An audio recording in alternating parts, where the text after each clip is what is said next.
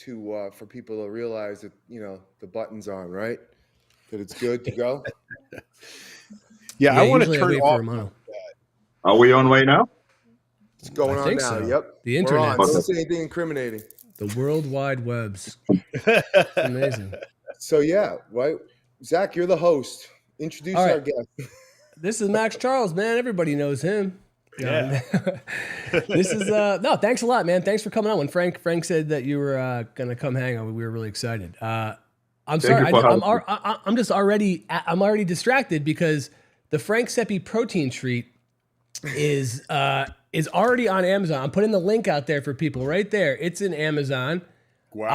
I bought a box already. I'm just saying, Max, I already got my box, so I don't know. Oh, I tried it. Frank had me try it, and I bet this weekend is great.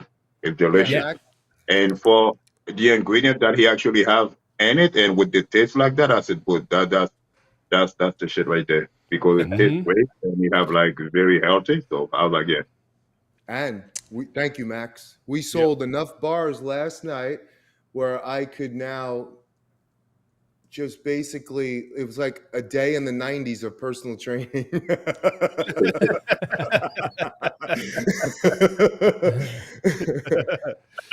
That's great you got on Amazon, man. That's the best 3PL in America. Congratulations.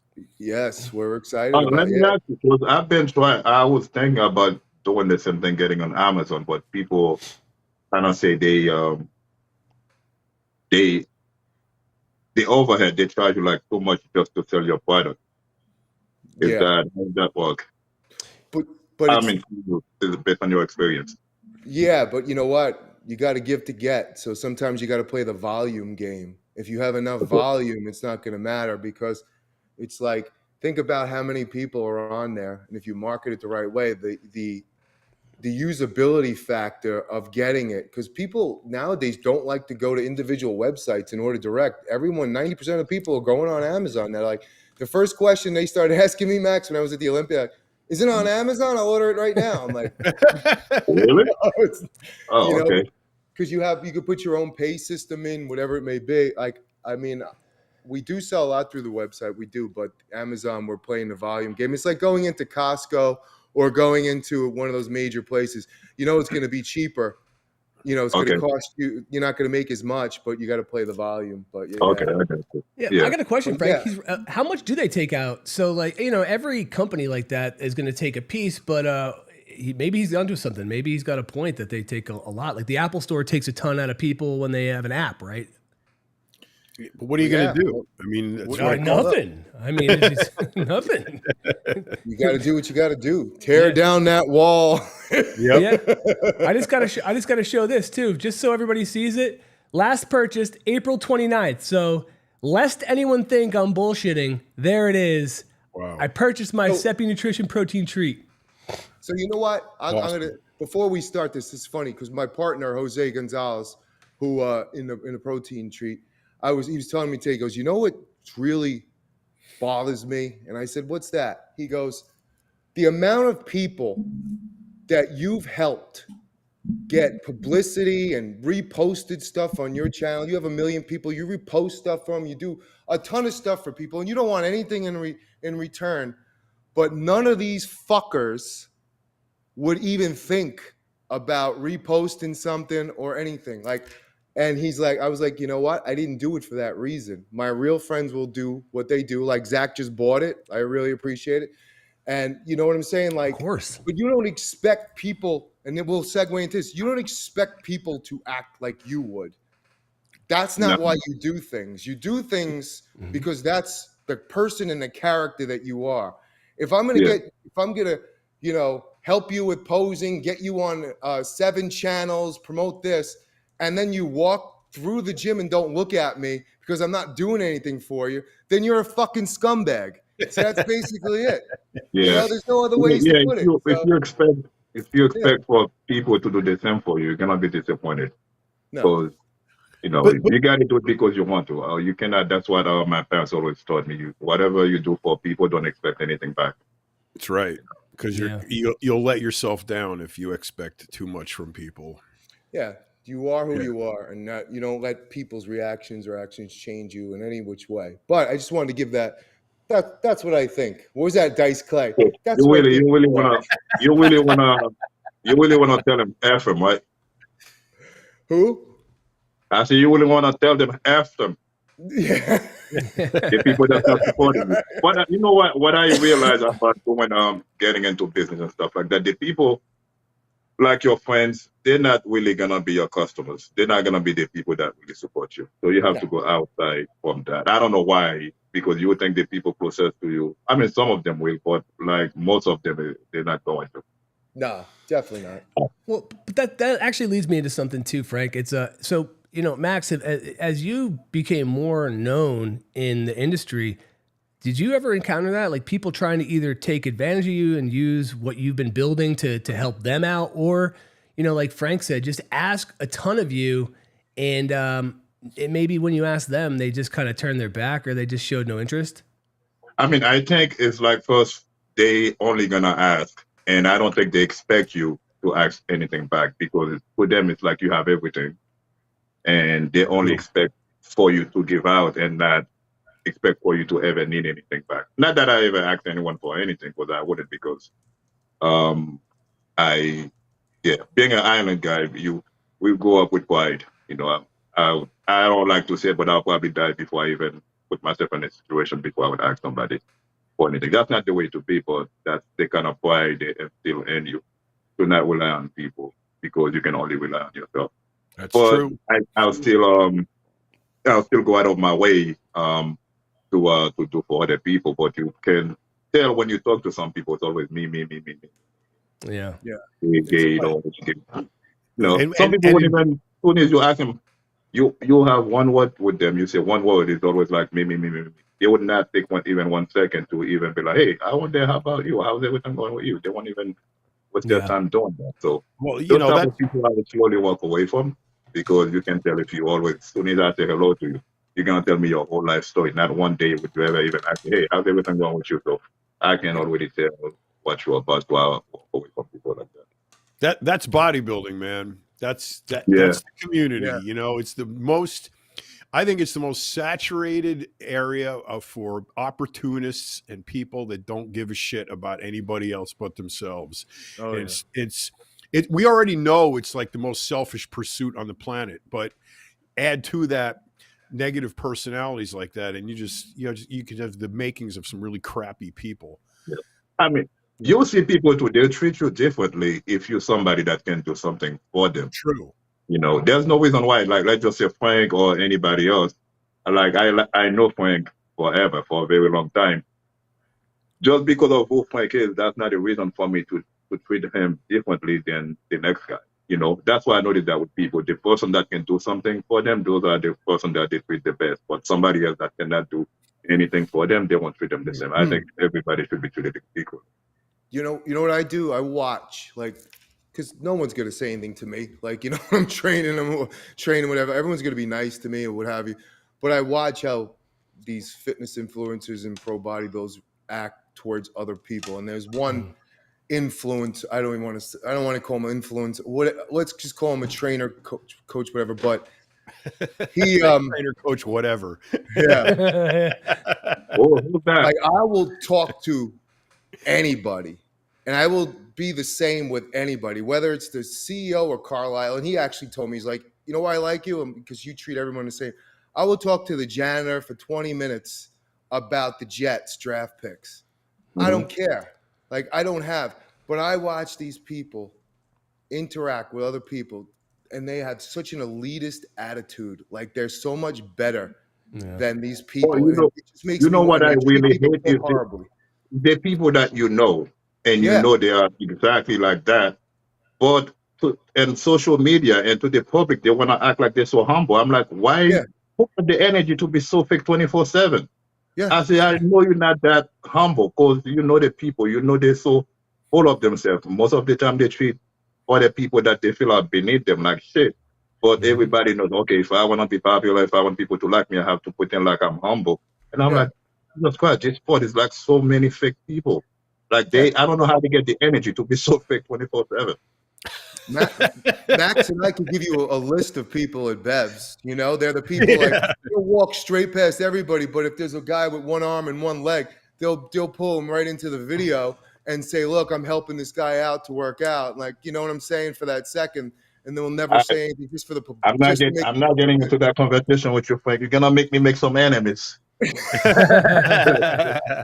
the both of us, Max, we're like 550 pounds, so we yeah. But yeah, I mean, what about you, Romano? Yeah. What about you? Like, so when you say that type of stuff about, you know, people being backstabbing you or kind of leaving you in the lurch, what is there one instance that sticks out to you most? Because I feel like there's probably a lot that you've spoken about in the past, but there's got to be one that kind of just sticks with you. I think I've mentioned it before, but yeah, there's a big sack of them, but you know, I'll pull this one out. That's what I figured. You know, it's like Frankie said, you do because you do, you know, and that's just why you do it. But the thing, I just remember this one, and I've talked about it before. Supplement company owner, new supplement company, and he wrote a book to go, you know, to promote himself and his program and his stuff, his supplements. Oh, right. And I, you know, at the time I was, you know, senior editor at Muscular Development, and I did a whole interview with this guy.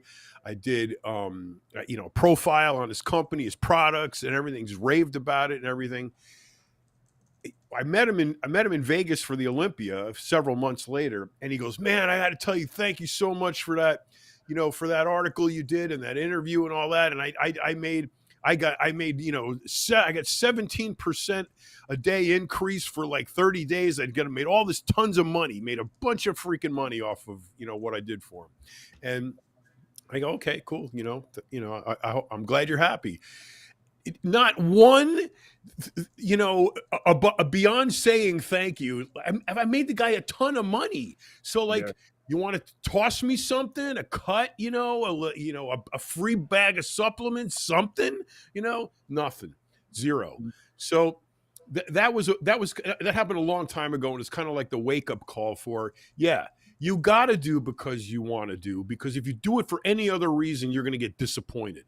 And that is, especially in this industry, everybody's out for themselves, and that's just what you're going to run into. No regrets. Yeah, because, you know, a lot of times too, if you notice that, like for your situation, that guy would make all that money. The fact that he should actually throw you a bone also, probably never crossed his mind. Yeah, you know, because you're the one that can make all that money. That probably never crossed his mind. Now, this guy helped me make so much money. Let me just, you know, give him something back in return for, you know, for all the help. But that probably never crossed his mind. No, we never did. And that right there is the problem. John, Natalia wants to know, are you cynical? Are you a cynical guy? Absolutely, to a fault. And I pride myself on it. Yes. How about you, Max?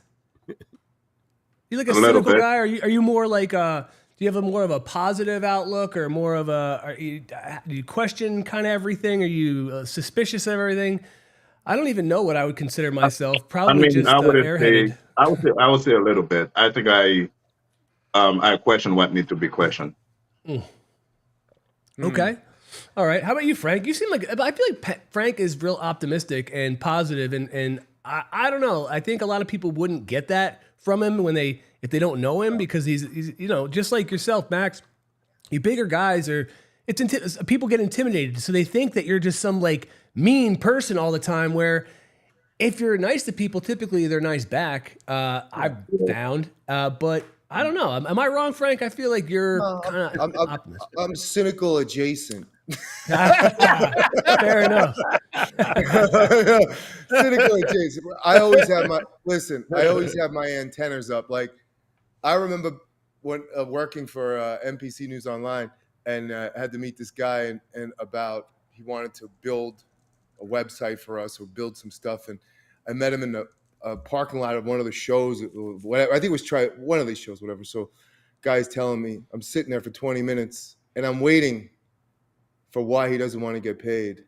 And he keeps telling me, he goes, "I'm going to build this website for you for free." And I'm like, okay, this guy's full of shit now, because I don't know. I let him do his 20-minute speech, and I said, "Listen to me." I go, "I don't know about you, I said, but when I put hard work into something, I expect to get a reward. I expect to get paid for my job and my services. And he says, no, it's just free. This is free. So then I had to listen to another 20 minutes of, SEO and this, blah, blah, blah. And then at the end, he goes, okay, and then we'll do a rev share. And I just said, we could have, I said to him, we'll never get this 45 minutes back in our life because you weren't honest with me and telling me that from the start, I want to do a revenue share with you on stuff that you sell, this or that. Like, so my antennas are always up for bullshit and for people who have agenda. But anything in the industry, I pretty much know already. Like you too, John. Like you can see people coming from, if they think they're the smartest people in the room, they're not. Already know their agenda, what's going on. Like, so I don't care. I pretty much stay positive. Yeah. When it comes to people always assuming that they are the smartest people in the room, being a bodybuilder, but people would always assume that you're dumb. So I use myself for example. People 100. Would always assume that you don't know any better. So I can always use that to my advantage. Yep. Always just let them run their mouth and let them talk, because the more you let somebody talk, the more they tell you about themselves. So just let them talk and act like you're dumb. You don't know what the hell they're talking about. So they tell everything you need to know about this. So that's what I do. I just let people talk and then I just listen. That's it. When I wrote my book, someone was like, "You wrote it?" I'm like, "Yeah, with crayons in my toes." Like I'm an idiot. Yeah, I always get that when I say, what do you do for a living? I'm a writer, and they go, "You're a writer? What did you write?" Yeah, give me a box of crayons. I'll show you. Fucking people are nuts. I know. All right, so I'm gonna follow up on that, John. Somebody asked why. It's Natalia again. She asks, "Why is he cynical to a fault? Why? Why is this? What made him this way?" And then we'll move on. But I do think that's an interesting question. Was there a time in your life that, or was that just how you were grown up? Because I've been in this industry since 1987. That's why. And if that's since then. Okay, it comes with the territory. I mean, you can't exist in this industry at any level, at any high level, and not run into the absolute worst of the worst that we have to offer. Yeah, there's a lot of great in there too. Don't get me wrong. There's a lot of beauty here. Okay, and it outweighs the bad by far. But the what brings the cynicism out of me is the number of letdowns, disappointments, the faith I had in somebody that was abrogated, the favors that never got done, the promises that were never kept. So you go through this for years, decades after, and then you're at the end of the road and you go like, come on. So am I sinning? That's why anybody who's been in the same business for 50 decades, 30, 40 years, whatever, you're going to run into some degree of cynicism at the end of all that because you've just been on Earth. That's what happens. Humans are disappointing people. Humans. Max, if someone like, Max is retired now from bodybuilding, which he told me the other day, which you can check out Max's pictures and stuff on Max_Charles, 2 X's. You can see what incredible bodybuilder he is. He actually told me, it's in the comments right now. Boom. Yeah, he's incredible body. But I want to ask you a question. If you were training somebody, right, or someone comes to you like, I want to be a bodybuilder, and John just told you about pretty much you developed this scar tissue of getting screwed over so many times. What would you tell the bodybuilder things to look out for? Like, you know what I'm saying? So that he doesn't become as cynical as us old guys. Oh yeah. It's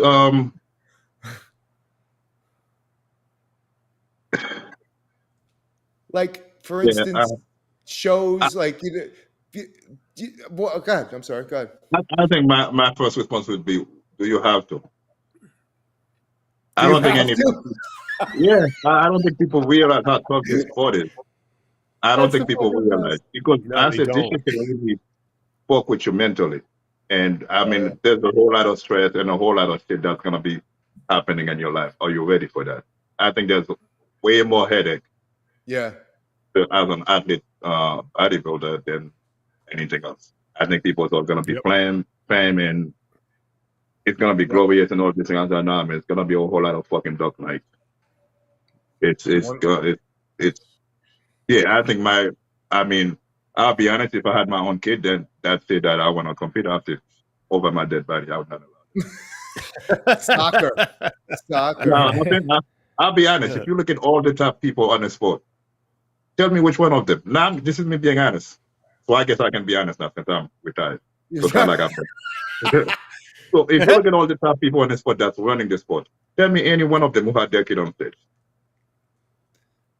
None. Yeah, exactly. Yeah, that's a good point. I actually never thought about that. None either. Yeah. There's even very, very few bodybuilders whose kids bodybuild. I mean, you can count them on one hand, you know. Labrada and Hunter Labrada, right? That's it. Sergio Jr. I mean, there's so few, you know, that you could lay claim to that. But you know, it's that's an interesting point, Max, because you know, let's say you play baseball, right? It's like, man, if my son played baseball too, you would be like totally into that, you know? But bodybuilding carries with it so much baggage that if your kid comes up to you and says, Dad, I want to be a bodybuilder, you could think of 50 things right off the top of your head that you'd want him to do instead. You know? Yeah, because what you're gonna be taking was all the shit that I went through, all the stress, all the drama, all the shit that I had to endure. Do I want my own kid? Are they gonna be as strong as I am to be able to deal with all these things? And how much is that gonna affect them? So that's why you're not gonna be as positive, as supportive for your kids to be doing that. Yeah. Yeah, it's also that things are so different now, right? Like, and I know that some of us are saying, you know, we hear cyberbullying and we kind of roll our eyes, but yeah, I get nervous about my kid growing up just having to deal with that extra stress of how people can really make your life miserable. So it's different when, you know, you're a bodybuilder, you do develop that thick skin, but especially as young up and comers, that's a lot, man. It's a lot of extra shit to deal with that people didn't have to deal with before. They'd have to wait for a magazine article or a newspaper article to come out about them and read negative things. Now it can be everywhere. And being a bodybuilder is all about getting criticized, you know. Yep. And not a lot of people can handle this kind of criticism, because I see a lot of guys as soon as somebody criticizes them on the internet, they just go crazy. I'm like, are you fucking kidding me? I do every once in a while I used to curse somebody out, not because I was mad, because I was like, you know what, today's the day. Let me just curse somebody out. I didn't really care. Sometimes I want to say, tell somebody F you, just because that's how I was feeling today. not really because I was mad, but I think a lot of guys, when they go at people, they're actually really angry and trying to prove a point. If you're really getting mad at people on the internet, man, you need to get out of this sport, because this is not the sport for you, because you cannot actually be mad with people on the internet, because that's not gonna end well for you. They're always gonna win. They're 12. Always. Well, and you got to look at it this way too. As bodybuilders, you put yourself out there to be criticized, to be, you know, judged, to be, you know, evaluated, compared, whatever. I mean, that's just part of the deal. If you don't have skin thick enough to, you know, endure that kind of scrutiny and that kind of criticism and all that, you're gonna have a hard time. So you got to definitely have to have thick skin and let it bounce off you, man. Yeah, I think a lot of guys too, they don't really look outside the real world, because they think everybody's like their friend that's around them, that's probably lying to them, always telling them. Not everybody gonna like you, not everybody gonna praise you, not everybody gonna be your friend lying to you all the time. Some people, they're gonna shit on you just for the heck, to make themselves feel better. You know, it's not really that anything is wrong with you. Sometimes somebody's gonna criticize you because they can. It's the internet, just to make themselves feel better. It's not like, I think a lot of people, they have their friends, people around them that's always praising them, telling them how great they are, even if they're not. So when they hear it, when they hear something else from the outside, they don't know how to handle it. Oh yeah, no one has any coping skills anymore. So you lose your social skills because everyone's always on their phone. So they're not used to having interaction, and then they're not used to having someone in front of them tell them that they need more sweep on their thighs, or they're holding water, and they think, oh my God, because they're used to everybody's used to being on their phones now, so they don't even know how to react in person when somebody tells them something's wrong with them, which is crazy. But over the years, you either develop that scar tissue or not, you know. Right, but it was funny, my last show, and I told this before, I think it was Gerard Dente that told me, his father. So we did the IFBB North American, and I guess his father said, "Who's that guy in the lobby selling T-shirts?" And he said, "That's Mr. Olympia. You know, he's selling T-shirts." He goes, "The top guy selling T-shirts in the lobby? The top guy in the sport?" Who was that selling T-shirts? I don't want to say because I like it. Oh, okay. But it was one of the times. It was just like 1996. So, he's selling T-shirts. I'm sure he's making good. But they're comparative. Like the guy selling, the top guy, you wouldn't see Michael Jordan or LeBron James or those guys. So when people, that's one of the stigmas too, that with bodybuilders too, is like, why are you going to choose that path if it's not going to be as financially rewarding as something else? That's where a lot of us think that it's going to be. Yeah. Yeah, sure. Yeah. Because we actually have the illusion that we're going to make like a ton of money.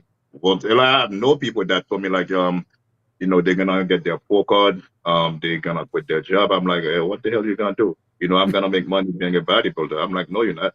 I say, you better keep your job. I mean, you can do both. You can keep a job and, it's compete. The very few guys, right? It's the top guys that make money. And it's the guys who use it as a springboard to create other opportunities for themselves, like yourself, Max. That's like a tiny portion of people. It's like they're so small, especially right now. You're not really going to make any real money from getting a sponsor. Well, they can get especially if you're a bodybuilder, instead of getting one top bodybuilder, they can hire 50 other, what do you call them? Those other people and get the same kind of revenue that they would get from one top athlete. And I can even be mad at them. I'll probably do the same thing if I have my company, I'm running it. Well, it's all about money. It's David Spade, the actor. He was doing a lot of Adam Sandler movies and stuff. He said he was on a talk show and he goes, I wrote a TV show. He goes, I wrote a movie. He goes, I have a new book out. He goes, I got my own talk show. He goes, but the cute girl on Instagram is getting 100,000 more views than me than I could ever do. And I did all these things. And this girl is just showing a new outfit. Like, that's the way it is. That's the with this show, like they were the first, I think they were the first reality people to really hit it extremely big, where they didn't act or they didn't, they weren't really considered celebrities, but now they're the top of the food chain. That's an interesting point of difference, because if you go back and look, in the early days, I mean, we used to see guys like Rich Gaspari is a great example, selling, sampling his products, working out of the back of his car, setting up a table at every show, traveling all over the country, right? And doing that, putting in the work, and grind. And you put in that amount of work and that effort and sacrifice and, suffering and all that. And then you get some girl that walks by in a bikini and one day exceeds everything that this guy has done in terms of eyeballs looking at his product because she's shaking her ass. And it's like, are you kidding me? This is where we are today. All of that hard work, you don't see people doing that anymore. When is the last time you saw an up and coming guy who's trying to start a supplement company working out of the back of his car, putting up a table at a show? Never. It's always online, social media, influencers, trying to get people on TikTok, all of that shit. And that kind of overshadows that sense of success that you had from starting out from those such humble beginnings. And then don't forget the setbacks. You never see setbacks on Instagram, but in real life, we have setbacks. Fire burns the house down and you lose all your product. You get robbed. The supplier fucks you over. You can't get raw materials in. All of these problems that nobody knows about that you have to solve, it goes completely unnoticed, So, if I may speak for myself, Sure. I do sell Maxx Performance out of the trunk of my car. Right. He has. Yeah. Look, If you have problem getting it up, come see me. I got Maxx Performance, and I sell it in the trunk of my car. Maxx Performance. What's There the you address for that? What's the address for that Maxx Performance? Oh, wherever you want. Wherever he Tell me parks your his black, I car, can meet you. whatever parking lot he's in. Yeah, That's a awesome. I mean, that's how you do it. I mean, that's how you got to go out and touch people. You know, you've got to meet people. You've got to get people. That's what social media ostensibly is supposed to do, is to get you to meet people and, you know, be social.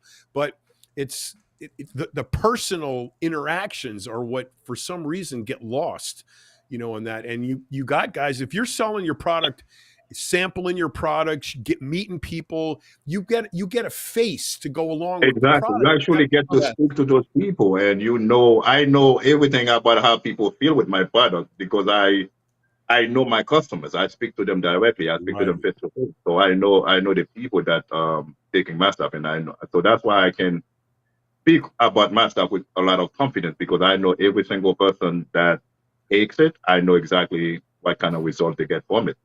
Yeah, it's the same as here. Like they're like, "How did you come over to pro?" I worked for Metrics for 20 years, running a magazine. I was marketing director of the brand. Like, how did you come up with a protein treat? I pulled it out of my ass. Like, what do you think I did with it? Like, you know, it's just people. It's just so funny. Like, you know what it was? Go back to what you said before, Max. I would go into these. Like, I consulted for a lot of major companies. And you go in, and the first thing they do is like, "Oh, you're a bodybuilder?" Like, you could basically compete in one show, right?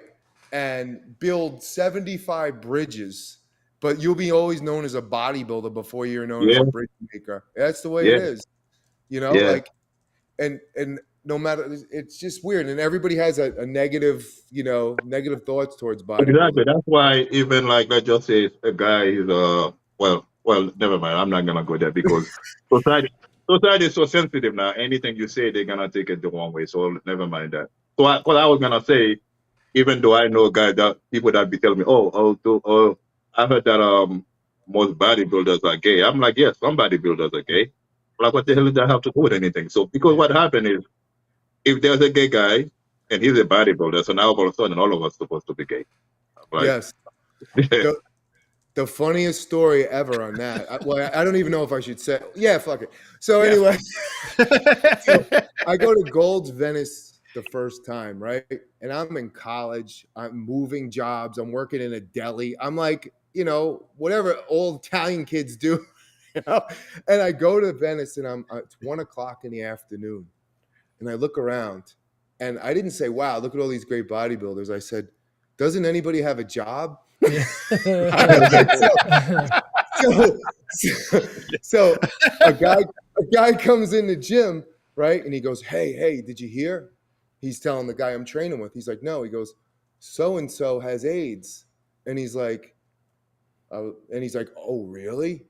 And he's like, yeah, that's why all these, and he said, that's all these guys are nervous. And I was like, and I didn't learn till later, like, because they were all doing gay for pay stuff with these guys. And now this guy had unfortunately got a disease that they were like, you know, they were sweating because they would pay these guys money to do things. So I don't know what they did, but that's a lot. If you have a lot of muscles in that gym and you're walking around, if people are gonna wonder if you have AIDS.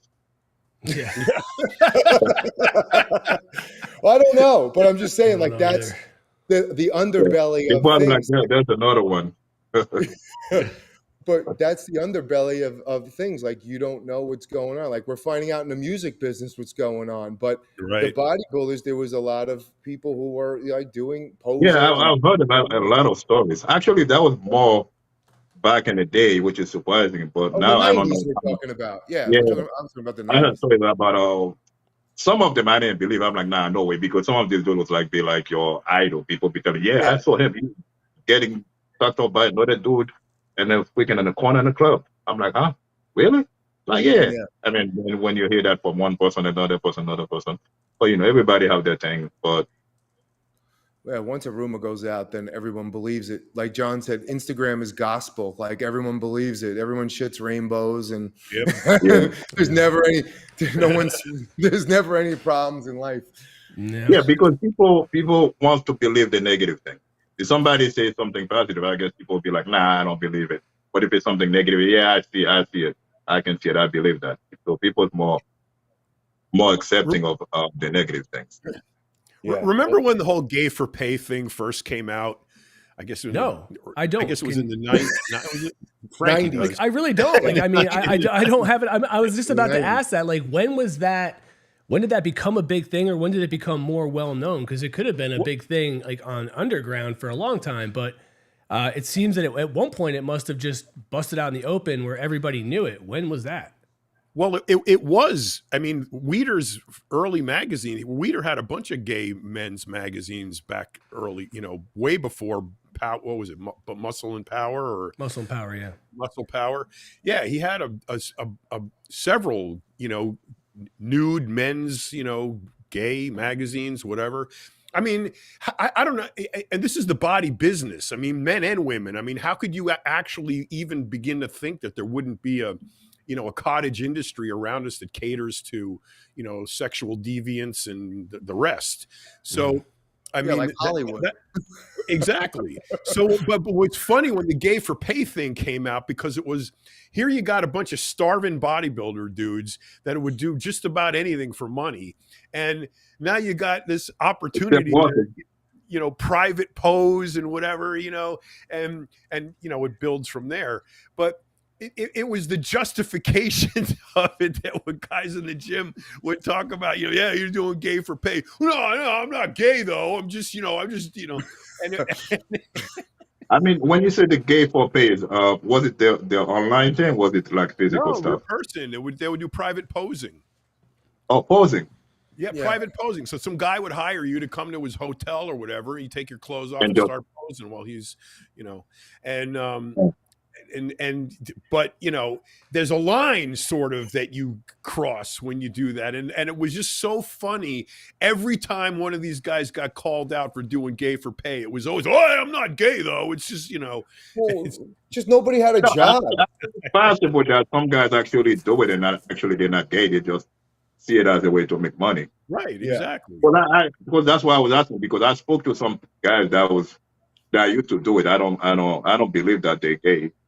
But they used to be like, yeah, that's just not just a way to make money. They never did, from what they told me, they never did anything, any physical thing with those people. They just pose, whether it's on camera or in person, they just hit some poses and they collect their money. Yeah, the question is, would they tell you? They would never tell you. If you're getting off me posing, then that makes me feel a little bit myself. I'm sure every situation is different. It's like, but it's the same thing. I mean, you're not gonna know if they actually did something either. So yeah. Well, so I just think the word to it. And if they did, whatever, just I'm not gonna pay their bill, whatever it takes. Yeah, I mean, look, you got Hollywood. You have the Jeffrey Epsteins, the Harvey Weinstein. Like Harvey Weinstein just got right. Didn't he just get off again now? Something like they overturned his conviction. Appellate court overturned his rape conviction because the prosecution introduced a whole shit ton of evidence that was irrelevant and polluted the case. So it got kicked back. So he'll probably get another trial. Hey, Zach, we need some clips that we can actually use. All right. What, you don't think the gay for pay is going to blow up the internet? I think it's all right. I do have a question that for Maxx specifically. I told you I'd get to it. Carnivore Muscle, or I'm sorry, I forgot your name. How much meat or grams of protein does Maxx eat per day, pre-contest and off-season? And I don't know what this means, but maybe somebody can help me. Cooked or raw weights? Oh, yeah, with the food. Yeah, cook it before you. I only measure my food cooked. I don't measure them pre-cooked. Right. I would say pre-contest, that's when I really measure my food. I do not measure my meals or my protein or any of my meals on off-season. So for pre-contest, I would do Not much protein. I never eat much protein, so I guess I would do like maybe 5 ounces of chicken or ground turkey for like 4 meals, and then I would do 1 egg meal in the morning. The egg meal usually like 5 egg white, 2 whole eggs. So that would be my daily routine as far as protein. In the off season, I don't really eat much protein at all. I would say maybe if I was to get in maybe 30, 40 grams of protein, like which sound like crazy, but yeah, I don't have much protein in the off season. Why do you cut back on protein so much? I mean, I know you need protein to build muscles, but I tend to keep my muscles, and it's not really. I don't need much of it to build muscles. And I think if you eat too much of protein or too much, I feel like it's not really too healthy for you. Since for me, I feel like I'm eating so much of it throughout the year. Because remember, I used to do like 10, 11 shows a year, so I'm pretty much eating like that most of the year. So when I actually do get a little break, which is about 2, 3 months out of the year. So I kind of cut back on things that I feel like is not too healthy for me. What's the most number of shows you've ever done in 1 year?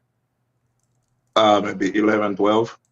Wow. Which is, yeah. Jeez. I usually hit at least nine shows a year. Wow. Which is really, really not. That's what you call a dying breed right there. Dorian, I mean, it's like, it wasn't good because I was just chasing that W, which never come my way. And the more it's like you're diving and then you just keep going down. You'll be like, oh no, I'm gonna rise up. I was like, no, I'm gonna keep diving. Did you have 9 different posing trunks, or did you wear the same posing trunks in 9 shows? No, man, after a while you wear the same posing trunk, you do the same posing routine. After a while you just pop up until you be like, yeah, I'm here. Let's do this. The best question, Zach, that I remember Dorian Yates got at the gym. This kid came up to him, and they were like, "Oh, can I ask him a question?" He said, "Go ahead." He goes, "Hey, how much gum do you chew a day?" And Dorian goes, "Off season or pre-contest?" Like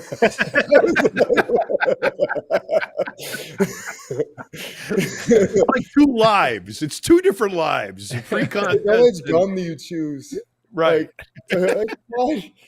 Max, what was the worst thing about, for you? I know you're retired now. What was the worst thing about being a bodybuilder? Oh, obviously, the one shit I didn't want to do, and we all know what that is. That's the worst for me. And a lot of those things give you like, you get moody, you're not. I mean, we all pretend life is rosy while you're doing it because you're doing it. You don't want to admit to yourself that this shit is not normal. It's not normal to be cranky and pissed off 24/7. I didn't realize how cranky and pissed off I was until I stopped. That was like the worst because I never felt like myself. I mean, now that I'm not competing, I know who I am better. I feel much more like the person that I want to be than who I was before. Because before you were just like always tunnel vision. You only focus on one thing. Like everything you do is only towards that. It's like life is not happening. You only see one thing and one thing only. To me, that was like probably the worst is probably doing the stuff that I had to take and being in the cranky moodies that I had to be in all the time. That really enjoying life, enjoying myself. So what does that mean, though? So that was a question somebody had. So what are your plans now that you're retired? When you say you're enjoying life, what does that entail? Do you want to coach more? Do you want to open businesses? Do you want to just kind of kick back and be left alone? No, open businesses. That's always been my thing to have a couple of businesses. That's what I'm doing now. What I'm working on. I have many different things that I'm coming out with that I'm working on. That's what I feel like. If I didn't waste, I wouldn't say waste. If I didn't spend so many years competing, I would probably be so much further in life. I spent so many years just focusing on stage that I didn't. Not only that I didn't have time, I didn't have the drive for anything else because all my drive, all my energy was in that. Because especially when you go from show to show, you go to that show. Even if I had a plan, because a lot of time I might be like, okay, I can compete doing this and doing that. Okay, I will also have this other plan that I wanna work on. But when I get on that stage and what I wanted didn't happen, so now you're so devastated. So now you wanna put more effort into the stage. So which kind of then you're pushing that to the side because now you want to focus more on the stage. Which now looking back, I'm like, why didn't I just actually focus more on that since I see the stage wasn't working too well for me? Because the reason why I didn't do that is because you're always hoping that there's something that you're doing wrong. If I focus more on that, then I can fix that, and which is usually not going to be happening. When you do a show, right, and you know you should have done better, you should have placed better, you should have even won the show. Talk about that, the mental like strength that you need to have to go back on stage at another show. Like, how did you deal with that? I mean, I think for me, I think I'm a little different from most people because I feel like most people always blame the judges. They always blame somebody else. I think for me, I always blame myself because even while I'm on stage, and if the worst feeling is that when they're calling out the top guys, the top five, in the beginning of my career, I think the first maybe 4 or 5 shows I did, I was always on the top five. So when that started to change, that feeling is not a good feeling when you're standing on the outside and then you're just looking at everybody else on stage and you know you don't have a fighting chance. That's the worst feeling. So every single show that I did when I was sitting on the sideline watching everybody else, fighting for the title, I know at that moment I was already planning on my head what I'm gonna be doing for the next show to be better. I'm always planning ahead because at that moment I'm not feeling better about it. I'm not down on myself. I'm already looking at everybody else. I say, okay, this is what I need to do to be better for the next show. So I'm always focused on how to make progress.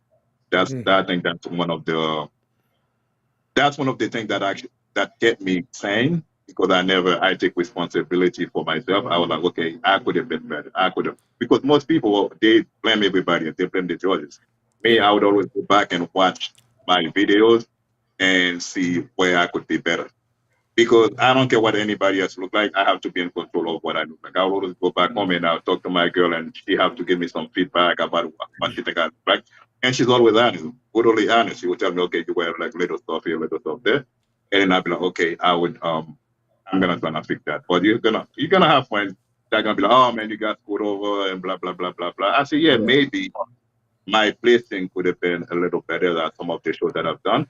But I think for every single one of them, whether I feel like I could have played better or not, I always feel like if I didn't play better, I put most of the blame on myself than anybody else. And that's interesting because a lot of folks that's when they start to get bitter, right? When you're on the outside looking in and you feel like you're out of the winner's circle and you're not going to get back in, that's when, whether it's excuses or finger pointing or whatever starts to happen, where, I don't know, your approach is just so much more, is the word mature, saying, what can I do? What can I do to make this different? And once you're out of ideas, then, and you lose that passion, yeah, it's time to move on.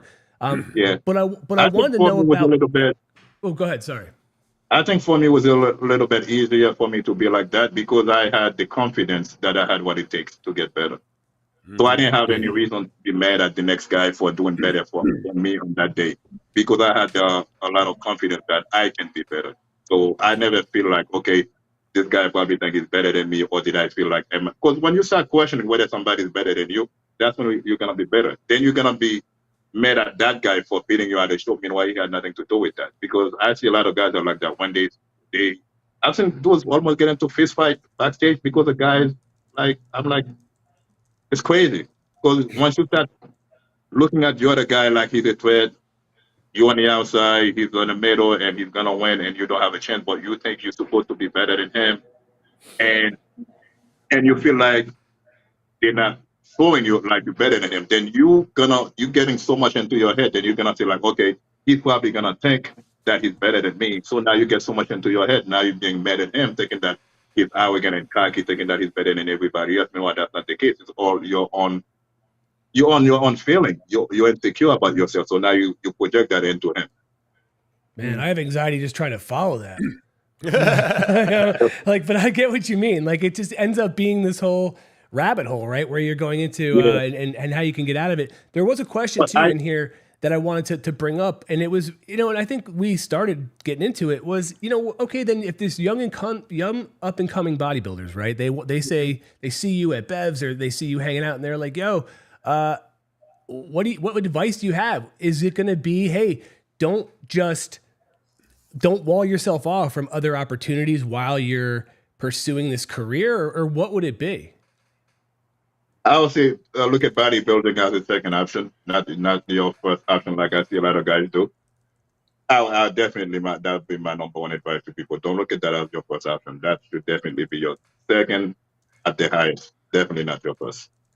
Look, back in the day, in the 90s, there was a Wizard of Oz kind of behind the red curtain. You didn't know if somebody was on PEDs. You could see clearly that they were, but you didn't know that they were. Like, it's so much more out in the open now because there's so many TRT, HRT clinics and everything else going on. And people on social media are saying, I'm on this, I'm on that. But you had guys back in the day who were 290 pounds who were like, nah, I'm all natural, you know, like I'm clean, I'm this, I'm that.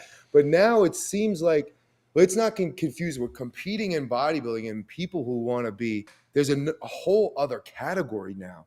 And that's like, let's call them juiced up fitness influencers who don't want to compete and don't want, and that's all they want to do. They don't just for no reason.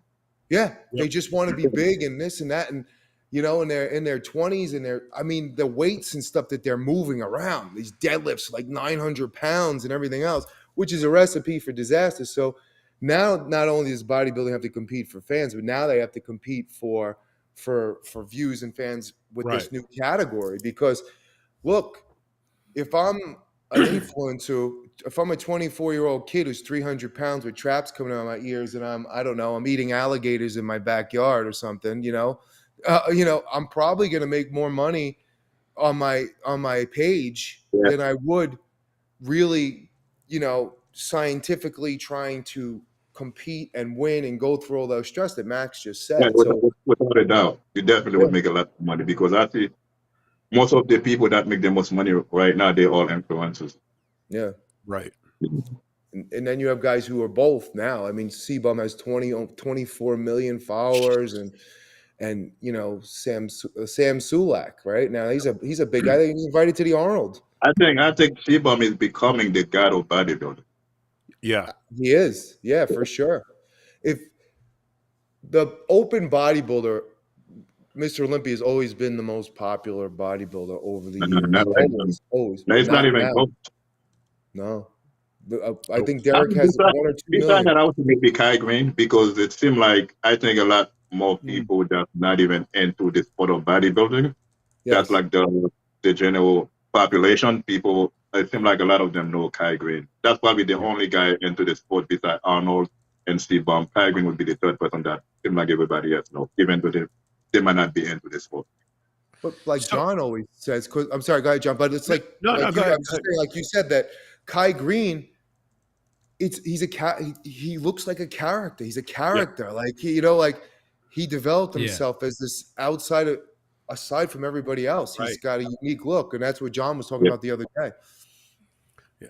So Max, with that in mind, now that you're retired, when you look back on all of the years that you spent chasing the W, and do you look back and say, man, there were some things that I wish I had paid more attention to, or wish I had done, not in terms of regrets, but in terms of fulfillment in your life? It's like, should I have called my mom more? Should I pet my dog more? My kid's asking for the keys to the car. It's like, holy shit, when did you grow up and start driving? You get so caught up in what you're doing that other parts of your life kind of go down. I wish I had more patience and spend more time with the people around me. It seemed like I was very short, not temper, because I don't get mad, but I brushed everybody off because I don't have time for this. So I wish I didn't spend that much time doing that, because I brushed everything off, and everything was just all about competing. That's all I'm done for. So I wish I didn't do. I'm getting a little, Yeah, I wish I didn't do much of that. Much of that to the people around me. I didn't push them off so much. I feel like that was very, very selfish of me.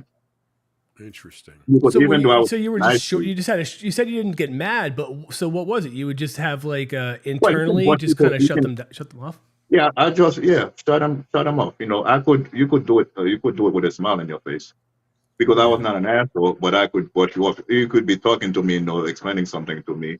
Um, you know, like let's just say me and you with friends, and earlier on before I start competing, I would always have time for people, but you know, when you start competing, you know, when you speak to your friend or when you see them, it's like, yeah, of course, but we should link up and do this and that. And then you post smile on your face, yeah, I hit you up, but I never, because I don't have the time for it because my focus was only that. So I wish I didn't do much of that because there's so much more life experience I could have had. Because I had a lot of good people around me, and I noticed that I was the one stepping away from them. True. Okay. What was the high point of your career, do you think?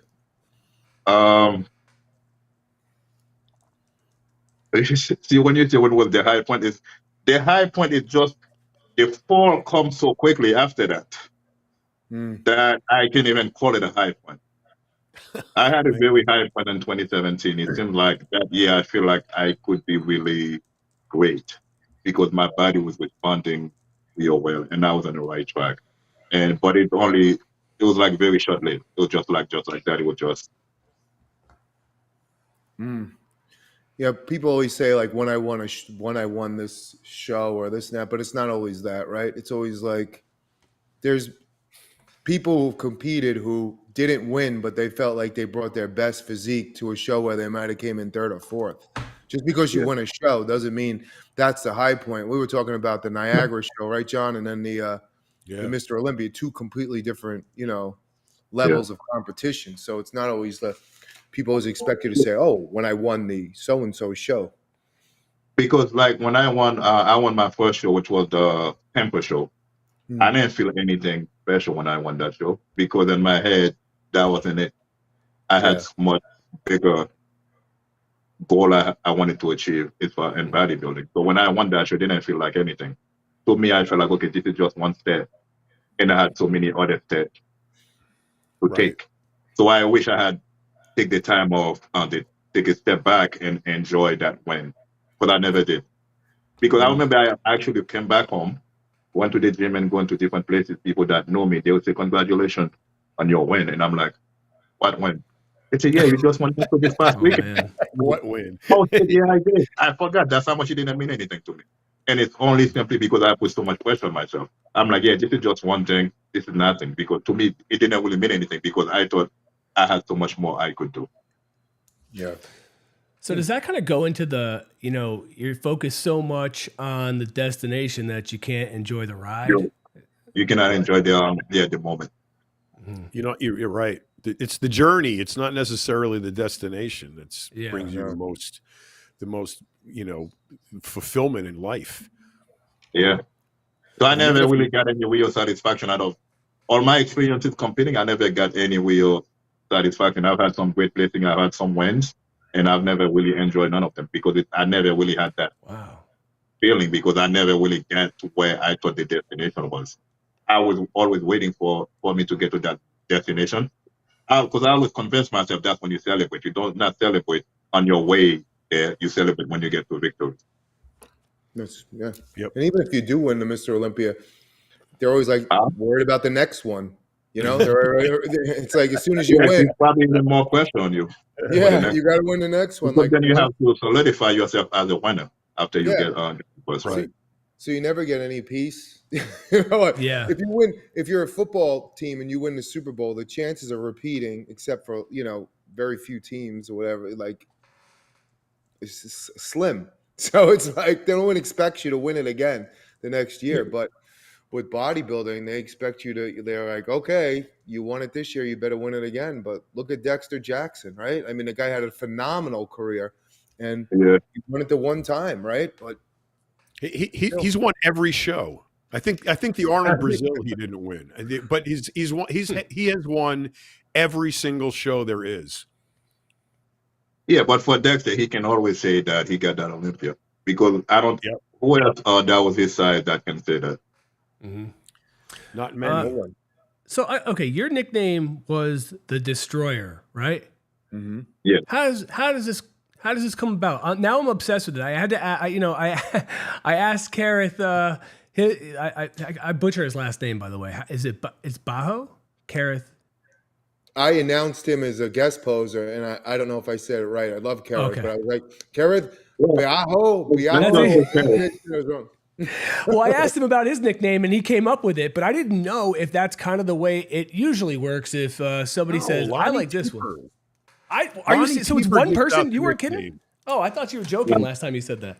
The only nickname I ever gave myself was the Haitian Sensation.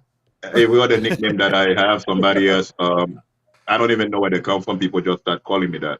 But Haitian Sensation was the first nickname I gave myself. I gave it back because so many other Haitians have the same name. I'm like, okay, either I'm gonna be the only Haitian sensation, or I'm not gonna be that. Yeah, the majority of the nicknames were given by Lonnie Teeper. They're all from him. I mean, but yeah, he called me everyone you can think of. Yeah, he's the one that started calling me Mad Max, and I didn't like the Mad Max thing because for so many people feel like I always look angry and mean. I'm like, I don't want to call myself Mad Max on top of that. Yeah, I got that problem too. Mad Max.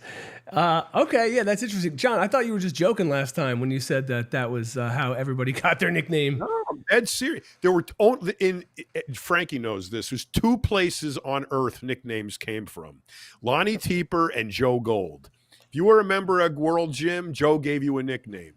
If you were like a regular member, if you competed and Lonnie Teeper was the MC, eventually you got a nickname, and those were the two main sources of nicknames in the biz.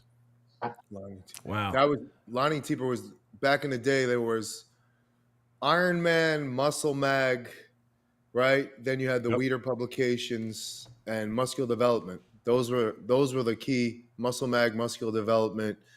And then they Planet Muscle with Jeff Everson, and they were always like, if Lonnie used to freelance for Iron Man, I believe, at one time, but if Lonnie put it in Iron Man, they carried it in all the other magazines. That nickname, went everywhere.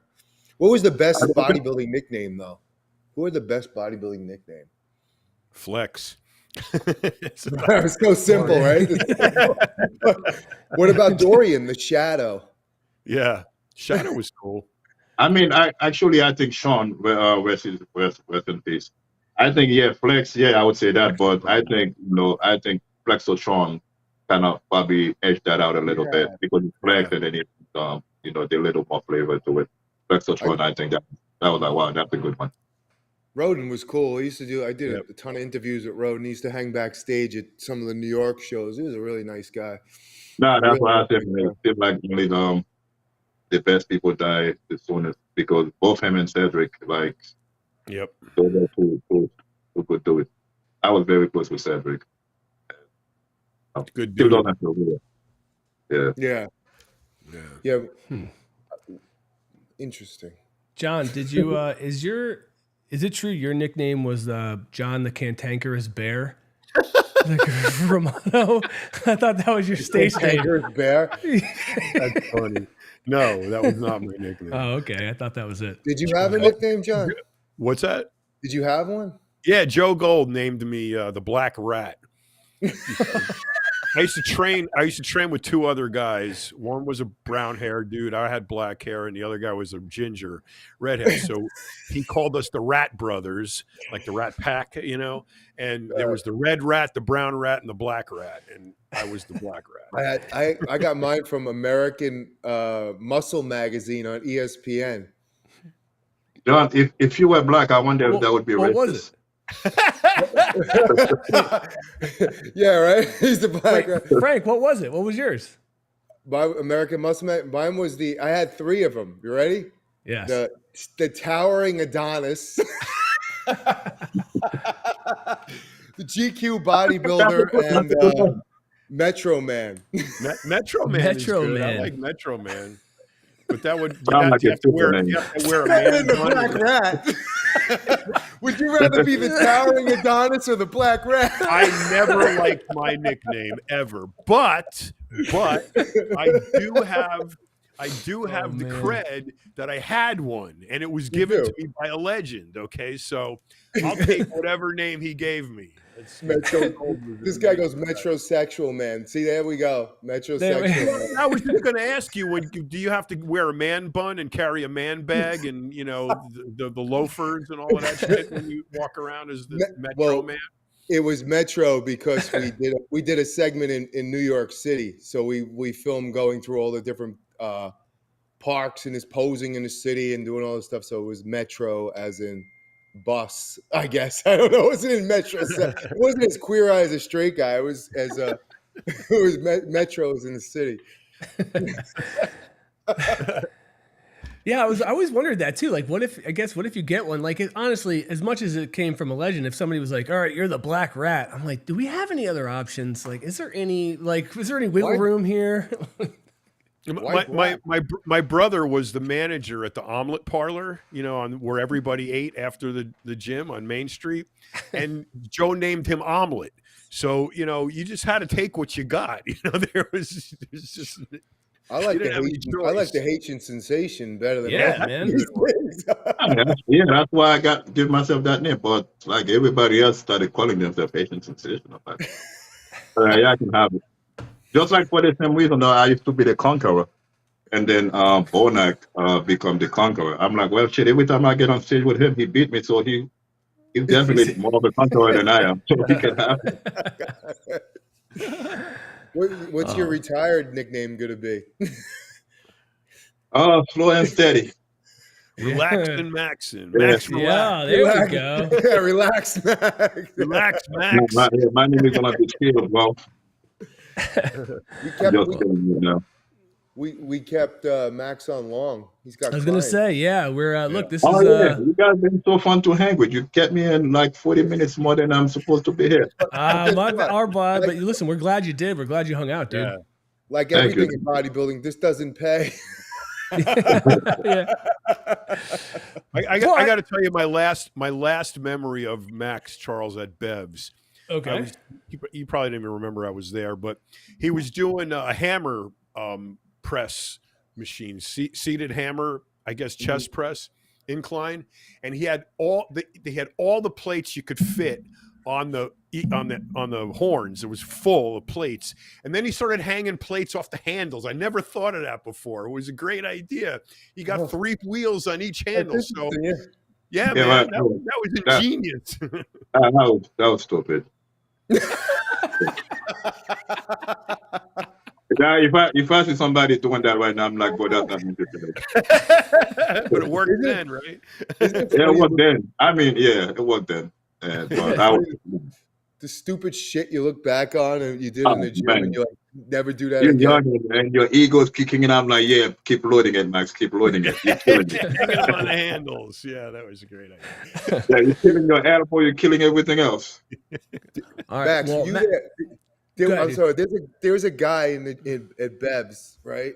And he used to wear the same sweatpants every single day for everything. Like, you could count whether like that guy always. You can count your clock to it. Wear the same sweats. So back in the day, the sweats were thin, and the back of it was kind of wearing out, right? So this is like 99. And I was training a client on the leg press, and this guy's doing doing deadlifts, and he deadlifts and splits his pants, and his balls are hanging out of the back of his pants. I don't know why I could see where this was going. Oh, boy. Is there a nickname that comes out of this? So what was his nickname? Ball drop. The freckled schmeckle. But my client, I'll never forget, because I remember my client looks over and she's like, "Oh my God!" And the guy, somebody grabbing out. He didn't stop. And I said to him after, I go, dude. He goes, it happened. Everyone already saw him. He goes, what do I care? I got to finish my set. And I was like, the stupid shit that we did in the gym. You know, talking about that, yeah, I'm gonna have to say that one. See, that is so uniquely bodybuilding. You'd never see a bowler do that. You know, I think one weirdest experience. I was backstage at a show. That was actually when I was still an amateur, and there was a guy backstage. He was, you know how some guy they have this towel around them, and then they want to change their posing trunks, and he was doing that. Dropped his towel. This dude fucking bent over to put his thing on. I'm not even lying. This dude had a little tail in the back of his butt. What? Yeah. Like in Shallow Hal? Like Jason Alexander's tail. I took a quick look. Well, I didn't look that long. Like, what the fuck? Yeah. Whoa. Damn. That's like Shallow Hal, the movie, Zach. Jason Alexander had a little tail. Did he wag it at you? No, I didn't look at it again after that. Some people. Oh. Sometimes like, what the hell was that? Yeah, you see some bizarre things in this. No, what was surprising to me is the fact that he knows he got that shit and he had no problem dropping his fucking drawers. We need to get that guy on. Mm-hmm. Him and the ball. Yeah, make it forward to the wall. There's always good stories. That, like John said, the abyss around the gym. So it's like you always get these great stories. I have I have a million of them, but yeah. All right, Max, you want to come hang out again sometime, man? Would you do this again? Oh yeah, of course, man. You guys, Frank's my boy. You guys are fun. Cool. Definitely, I'll definitely do that. Awesome. I mean, you guys, keep doing what you guys doing, man. It's a good atmosphere. You guys are all good people. I just feel comfortable. I feel at home. Like I'm just hanging with friends. So if you make everybody feel like that, forget it. We're trying, sure, yeah, I'll definitely come hang out again. No hard hitting questions here. Is there anything bring it on. Is there anything you want to promote just before we go off? No, not really. But yeah, I have Maxx Performance. Okay. It's sexual performance, right? You use it for energy. You can use it for workout. It's really good. No, it is. You can use it for your workout. I mean, you make that mistake because I was telling you about it. You didn't hear the sexual performance part. You think it was just for working out. And Frank went and took that thing just so he could get a good pump, and he started getting pump everywhere. You ain't lying. Yeah. He was like, yo, what is this thing supposed to do? And he was like, oh, that makes sense. To break your girlfriend's back with it? Huh? Is this for breaking girls' backs? Oh, yeah. You can walk around your house with your chest with that thing. All right. Is this the website, maxcharlesproject.com? Yes. Okay. All right. I just put it. Yeah. I put it in the chat. So there you go. It seems like Frank gave it a pretty high praise there. You get a good. That's not his OnlyFans link. That's his link to his products. Yeah. Thank you. Yeah, but you can pay me like you were paying OnlyFans. It doesn't matter. Oh, yeah, perfect. Exactly. See that? Just send them money. There. Yeah. And look, I'm going all back. Right, guys. All right. Max Take is care, somebody who knows. Later, bro. All right. Later, dude. Thanks, guys. All right. Listen, thanks, everybody. We'll be back Thursday. Bye.